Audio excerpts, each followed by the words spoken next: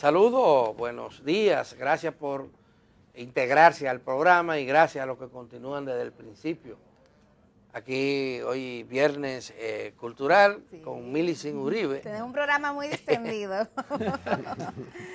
Sí, y está Roland Marmo ya aquí con nosotros, y Diógenes Lamarche, sí, que es investigador social y también representante de UNFPA, que es el programa de Naciones Unidas para Fondos de Población. Así mismo. Bienvenidos. O sea, habla de una encuesta, ustedes tienen una encuesta. Sí, Hay sí. un estudio que han hecho. Sí, tenemos, Comencemos por ahí, ¿qué es lo que hay? Hallazgos. Tenemos varios estudios que trabajamos. En el día de hoy nos gustaría conversar un poquito acerca de un estudio de autopercepción etnorracial que hemos hecho aquí en República Dominicana. Es el primer estudio de su tipo. Somos indios. Ajá, exactamente. Sí, ¿verdad? Mira, no. Deje la plumita en la casa, todo va bien. Sí, bueno, hicimos este estudio de autopercepción etnorracial, un poco como una aproximación, un primer acercamiento al tema etnorracial. Ustedes saben que en el país no se recoge data etnorracial desde los años 60, en el contexto del censo que hizo Trujillo en esa época. ¿En serio? ¿Después de eso los censos no contemplaban esta variable? No, después de eso en los años 80 el censo contempló una variable que era más de nacionalidad, pero el tema etnorracial es un tema que está ausente en todas las estadísticas en República Dominicana. Y si miramos estadísticas a nivel internacional, los temas etnorraciales tienen un peso muy importante en entender un poco cómo se distribuye la riqueza, cuáles son las poblaciones más afectadas, cuáles son las situaciones de diferentes poblaciones. Y desde ahí hicimos este estudio. ¿Y qué arrojó ese estudio? Bueno, primero hay que decir que el tema etnorracial es un tema un poco complicado en nuestro país. Hay toda una serie de aspectos históricos, ideológicos, que se traducen en problemas un poco conceptuales y metodológicos, de cómo hablamos de estas cosas, cómo las podemos medir, cómo podemos visibilizarlas, cómo las entendemos. Entonces el estudio partió primero de una parte de exploración cualitativa, de entender cómo la gente se autopercibe. Hablamos con diferentes personas, académicos, activistas, de la población general, un poco para entender, y encontramos que la gente se autodescribe en términos etnorraciales con cerca de 27 categorías en este país. ¿Cómo? ¡Wow! Muchas. ¿Cómo? ¿Y cuáles son las principales? Eso según los partidos. Caramba, yo creo que Según sí. los partidos. Sí, hay muchísimas, o sea, de verdad que... Moreno Lavadito uno. Exacto, hay diferentes variedades dentro de categorías más amplias, pero tenemos ahí moreno lavadito, morenito claro, moreno oscuro, indio canela, jojoto, jabao, blanco, Jabao, ahí estoy yo. blanco oscuro. Hay toda una serie de... Y Roldán, el que es blanco, pero... Es un jabao, Es un jabao. Hay toda esta diversidad en cómo la gente se autodescribe. Entonces lo que hicimos con esas categorías es que salimos a campo, hicimos una encuesta a nivel nacional con representatividad, toda la rigurosidad estadística para hablar de estos temas, y encontramos que el 45% de la población se autodescribe como indio o como india. Encontramos también después que la siguiente categoría más importante es la de blanco, 18% se autodescribe así. Se cree blanca. ¿Eh? Se cree blanca. Se autopercibe como blanco, 16% como moreno, 9% como mulato y 8% como negro o negra. Esos son los números generales. Eso contradice otro estudio que se hizo con anterioridad y no se hizo desde aquí, sino que incluyeron universidades locales con relación a la composición genética de la República Dominicana, que hablaba de que cerca de la mitad de la población era negra, Así es es. negro. Sí, sí.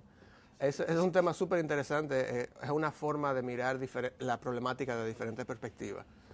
Tenemos datos, sí, de estudios, hay uno de ADN mitocondrial que dice que el 71% de la población dominicana tiene linaje materno africano.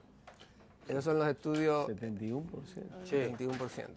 Hay cerca de 14% que es euroasiático y el otro 16% es amerindio, es la categoría amplia que se utiliza. Y hay otros que hablan de 50, 51, 49 de raíces africanas en la población dominicana. Y nosotros reivindicamos mucho los blancos, pero los blancos que vino aquí no era lo bueno, ¿no? Roldán, ¿qué tú agregas a eso? Sí. No, la verdad que es un tema sumamente difícil de manejar en el país porque es que estamos marcados por una herencia de la colonia y neocolonialista, que Trujillo además se encargó de convertir, yo pienso lo más complicado. Eso es lo que escribieron la historia. Fue que cuando Trujillo estuvo en el poder, esos 31 años, lo estableció también como parte de una ideología de Estado. Esa Una política oficial. Una política oficial. Exacto. El tema de buscar lo indígena como un referente para la negación de lo negro, porque todo lo negro aquí se asume como lo haitiano, y entonces lo dominicano no, lo dominicano es lo blanco y lo indio, y es lo relacionado a Dios. Aquello es lo relacionado al demonio también, o sea, con toda la religiosidad popular. O sea, se han creado una dicotomía realmente muy difícil de manejar, y entonces a nivel de política cultural nunca se ha elaborado una contrapropuesta sobre ese tema. Nunca a nivel de los mecanismos oficiales, estamos hablando del Ministerio de Cultura, del Ministerio de la Educación, que son instancias fundamentales para poder replantearse esos esquemas que son falsos. Hemos vivido una identidad falseada y eso tenemos, y un pueblo no puede vivir con una identidad que no es en los años la 70, cuando no se autoconoce. en los años 70 se creó la denominada Plaza de la Cultura. Sí. Sí. Y ahí se incluyeron, entre otros, un museo, se le llama del hombre, debería ser un museo de dominicano y dominicano. Pero trataba de buscar la idiosincrasia, el origen, y tener las representatividades de dónde venimos, cómo nos surgimos. Y un museo de historia y geografía. A mí me ha llamado la atención, ese museo de historia y geografía duró casi 14 años cerrado. Y aquí no hubo ninguna movilización por eso, ni los grupos culturales tampoco. Ni los intelectuales, ni los historiadores. Óyeme, y por ahí ya no pasa nadie. Antes se llevaban los estudiantes, la propia Biblioteca Nacional, que registra, por ley dice, todo lo que se produzca aquí en términos de escritura dominicana y audiovisual inclusive, debería estar ahí. Duró aquí casi 8 años cerrada también. No pasa nada. No pasa nada. ¿Qué es lo que pasa? Ustedes que son activistas culturales también. No, el tema es que el sector cultural está altamente debilitado en República Dominicana y ha tenido una incapacidad de articulación y de crear propuestas colectivas a nivel nacional. Yo pienso que esa es la mayor debilidad. Nosotros estuvimos trabajando en lo que fue la red cultural a partir de 2005-2006, iniciamos un proceso, yo fui el primer presidente de la red cultural, y ahí comenzamos, y era con ese objetivo, de poder crear propuestas alternativas desde la sociedad civil de cara al tema cultural en el país. Y sin embargo, ese esfuerzo se vio desvanecerse poco a poco por el poco financiamiento, la poca profesionalización del sector. O sea, hay pocas personas que viven dignamente de trabajar el sector. Aquí hay un concepto todavía de la animación cultural de los 70 y los 80. En cambio, hay una resistencia internamente del sector que dice, no, que fulano quiere vivir de la cultura. O sea, como si eso fuera un pecado, hermano. O sea, lo que necesitamos es que una gran cantidad de personas puedan vivir dignamente de un trabajo cultural, profesionalmente. Aquí la mayoría de gestores culturales son gente que están ganándose la vida en cualquier otra área y sacan un rato, un sábado, un domingo, para aportar algo al desarrollo cultural del país. Y así no vamos a avanzar. Ahora el gran debate que hay es el tema de las industrias culturales y creativas, o sea, el tema de la economía naranja, el vínculo entre la cultura y la productividad económica, porque eso es lo que le va a dar sostenibilidad, y más ahora con el desarrollo tecnológico. Entonces, ahí se aprobó la ley de mecenazgo cultural, que la tuvimos debatiendo durante 12, 13 años, se aprobó hace 2 años, no se crea el reglamento, se crea el reglamento ahora hace ya como 1 año, y todavía no se está aplicando. Ya. Y ahora dice que hay que revisar. Diógenes, ustedes hacen recomendaciones derivadas del estudio que hicieron. Y tomando en cuenta 2 actores clave que Roldán mencionaba, Ministerio de Educación y Ministerio de Cultura. Claro, mira, en la encuesta hay un hallazgo muy interesante. Ustedes saben que todas las categorías no raciales son cosas fluidas. Una familia nuclear puede tener un hijo o una hija que sea morenito, uno que sea rubito, dentro de la misma familia. Vamos a comenzar a llamarlo un negro, ¿verdad? Porque o sea, toda esa diversidad se puede dar dentro de una familia. Sí. O sea que es un tema fluido. A veces por ejemplo, mi primera cédula decía indio. Cuando saqué la licencia, decía blanco. O sea, yo mismo en 2 documentos ¿Y oficiales cómo tú te tenía... autopercibes? Eso es una pregunta de un debate un poco más amplio.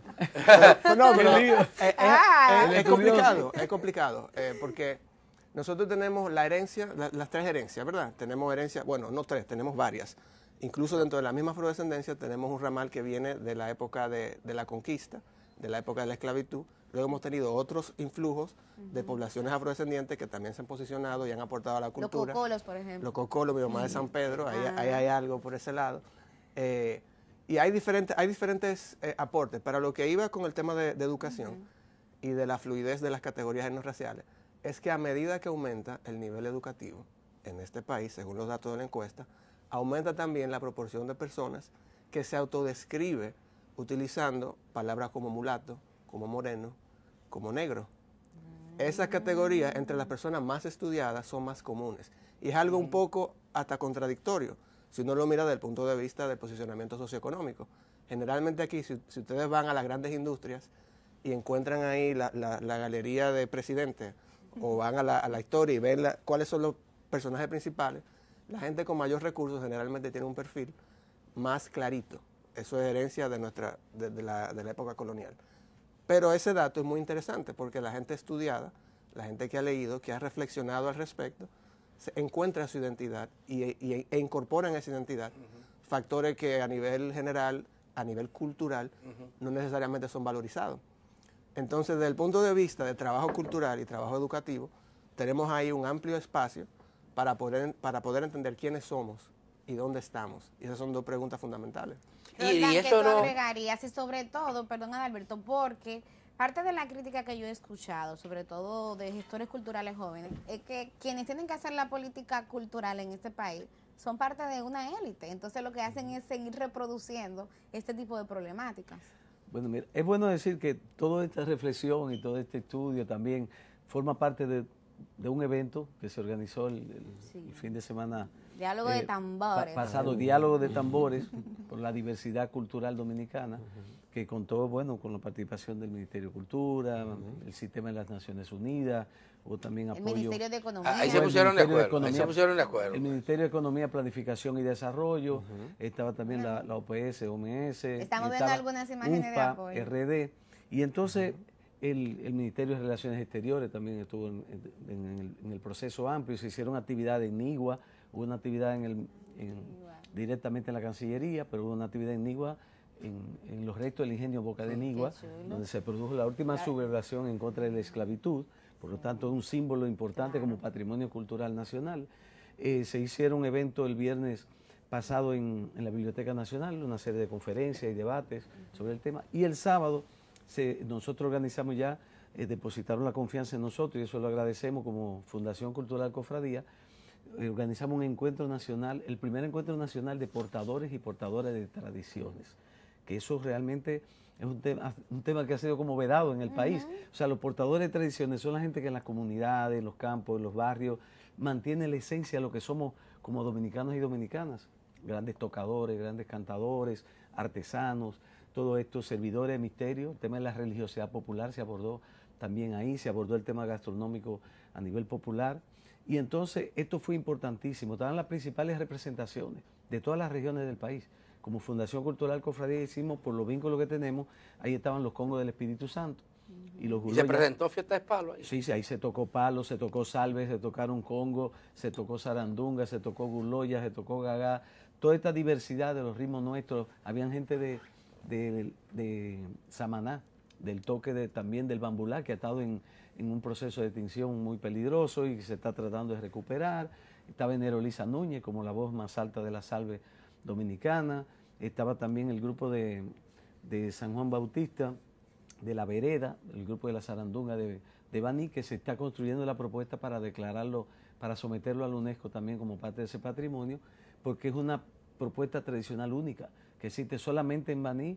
En esa zona existe esta tradición, estos tambores y este estilo de la música de los moranos, de la jacana, de la bomba, que la mayoría de los dominicanos no conocen. No conocen y no aprecian. Yo tuve la oportunidad el sábado de ir al concierto de la noche y fue espectacular y yo veía como tanta gente vibrando con esta música, los palos, y yo me preguntaba, y ahora le pregunto a ustedes, ¿qué pasa? ¿Qué falta en República Dominicana? Que no podemos disfrutar más de esas expresiones culturales y que, como tú decías hace un rato, Roldán, a veces lo ven, que eso es vudú, que eso es haitiano, que eso es malo, que eso es negro, que eso es diabólico. Es bueno decir esto, ninguno de esos tambores que tenemos aquí en esa diversidad cultural dominicana existen en Haití. Oigan eso. O sea, ninguno de esos tambores, ni allá Ni el existen Congo, los palos atabales, ni ni existen los congos del Espíritu Santo, Pero la gente ni no existe la zarandunga de Baní. ni existe, o sea, esos ritmos no existen, y es importante también la presencia y los aportes que hicieron los investigadores que estuvieron allí, no dando conferencias, fue un diálogo abierto, horizontal,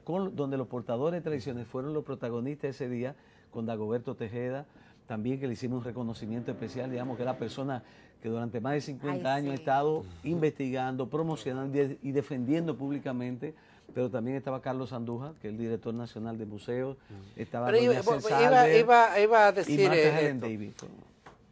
Mili, se habla de las autoridades, porque mira, lo que hemos tenido al frente de cultura son gente muy vinculada al sector de cultura, y investigadores siempre, ¿no? Ahora en este gobierno y en el pasado gobierno. Andújar, por ejemplo, es un gran investigador y un hombre que se ha dedicado por tiempo a esto. Sí, pero ha estado en posiciones secundarias. ¿Por qué? Carlos Andújar no estaba en una posición primaria. ¿Por qué es que no tenemos una política cultural que reivindique la diversidad cultural nuestra y los orígenes? Que incluya la negritud. Porque Claro.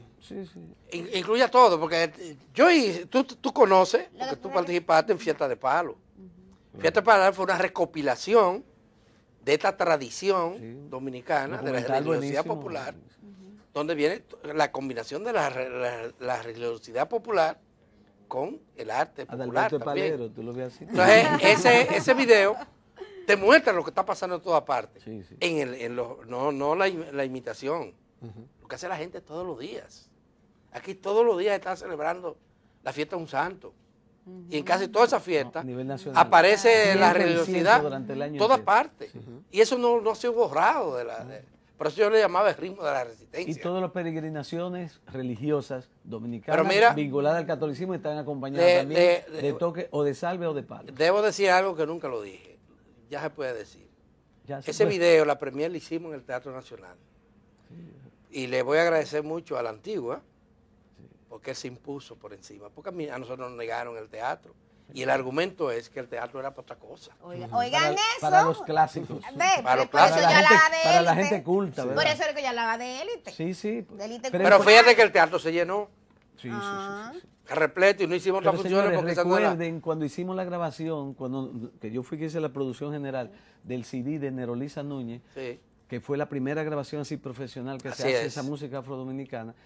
Y señores, ese tema de Ogún Balenyo, cuando hicimos la música raíz, que estaban los congos, la salve, estaban los palos y el gagá. Y cuando grabamos Ogún Balenyo, yo soy Ogún Balenyo y vengo de los olivos. Eso se metió sin un peso en toda la discoteca, en todos los bares, en todos los, oye, las jipetas, todo hay un palero. Señores, nos piratearon el CD en Nueva York. La población dominicana en Nueva York lo hizo suyo, ese CD, y nosotros tuvimos que hacer una demanda hasta disqueros allá en Estados Unidos. Pero eso quiere decir que hay un público para esa música. Ahora, señores. No, y Quirino, Quinito. No me de ese tema ahí.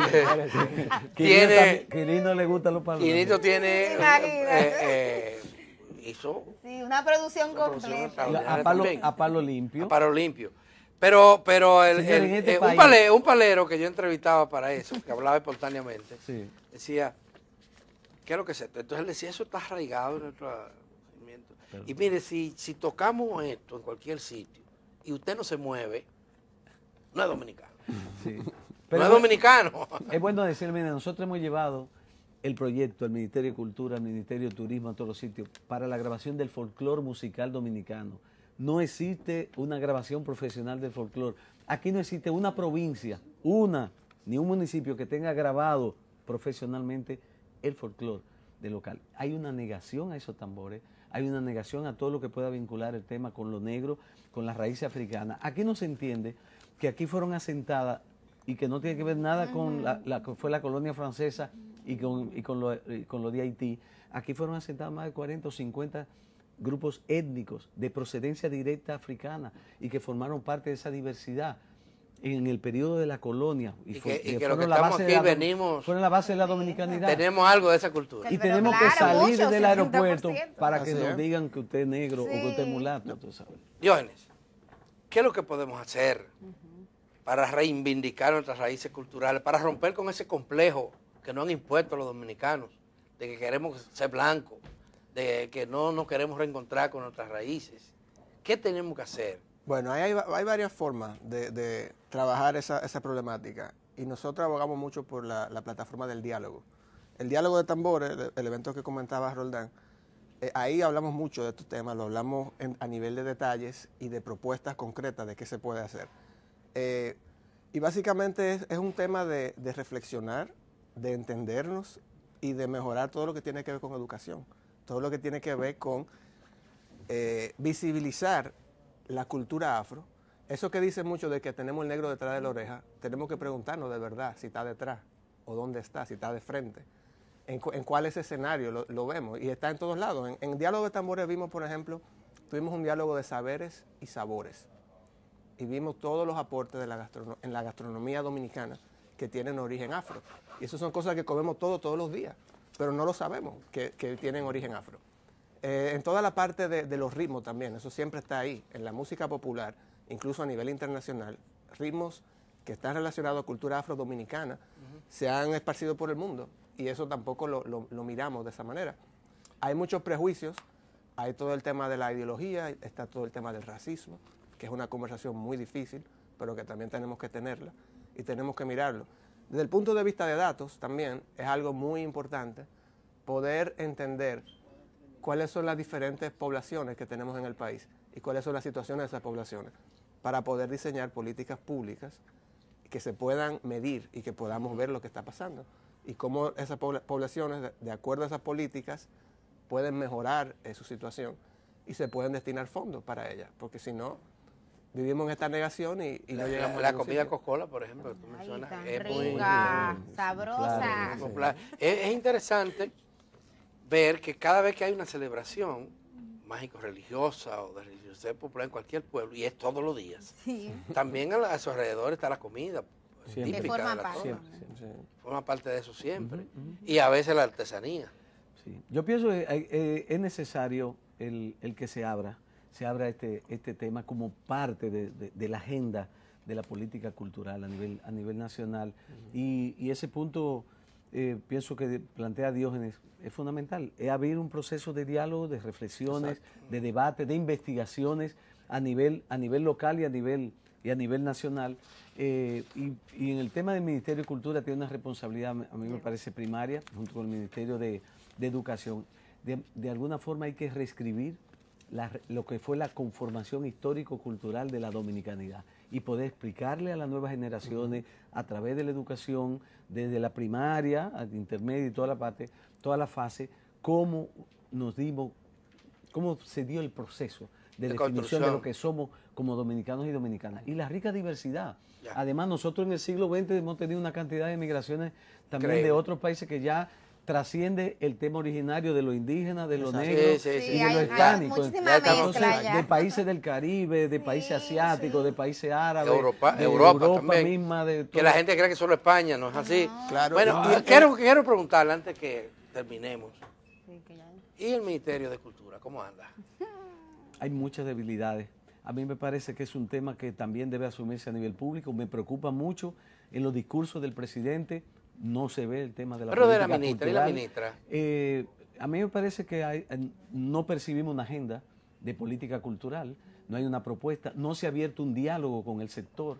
Eso es preocupante también, o sea, se ¿Lo han están solicitado haciendo acciones, ustedes? el presupuesto ¿Lo han es solicitado? insignificante. Hemos solicitado reuniones con nuestra amiga Milagros, no se ha producido, no sé por qué, no estuvo presente el personal ¿De cultura? de cultura en el diálogo final, o sea, en lo que fue el Encuentro Nacional de Portadores de Tradiciones, que para nosotros Pero fue una fueron sorpresa. Ellos fueron organizadores. Fue una sorpresa. Fueron ¿eh? organizadores. Ellos dieron cuarto para eso. Pero no estuvieron presentes, ni siquiera un viceministro. Estuvo, Dieron cuarto, ni siquiera Roldán. Ni siquiera el responsable de patrimonio inmaterial Es lo más del importante. ministerio estuvo ¿Quién presente. es ese? Pero hay que agregar algo ahí, o sea, Ya eso son otros puntos. El evento duró 3 días. Sí. Y en los 3 días hubo participación y hubo apoyo. Y presencia de la ministra. Y presencia de la ministra. La ministra fue Anigua también. Oh, pero eso es mucho. Y en la Biblioteca Nacional estuvo Y a la también. biblioteca también estuvo. Bueno. A los conversatorios más académicos y de investigaciones. Pero el tema también necesita esta calidez, esta parte de conectar y esta parte de ser un eje transversal. Ustedes saben que todo lo que es identidad no es algo acabado, es algo que siempre está en proceso. Y es algo que siempre está, siempre nos estamos reinventando. Algo que salió en las discusiones académicas, que compartimos con diferentes historiadores, personas que han estudiado fuera del país, es que reconocen su negritud al enfrentarse a otra cultura que no tienen los mismos esquemas que tenemos aquí. Vamos a tener, Diógenes, que invitarles para otra ocasión, porque este tema da para mucho, pero lamentablemente se ha acabado. Muchísimas gracias a Diógenes Lamarche, que es investigador social, muy bueno, por cierto, y representante también oficial de LUNFA. Sí, porque una gente joven, un investigador, una nueva voz, y veo como que se expresa con mucha propiedad. Adalberto, y a Roldán Mármol, que es una ficha bastante conocida aquí en 1+1 y que es gestor cultural. Vamos a la pausa. Cuando regresemos, entonces ya tendremos a Adalberto aquí, al doctor Plutarco Restituyo, para una conversación igual de interesante.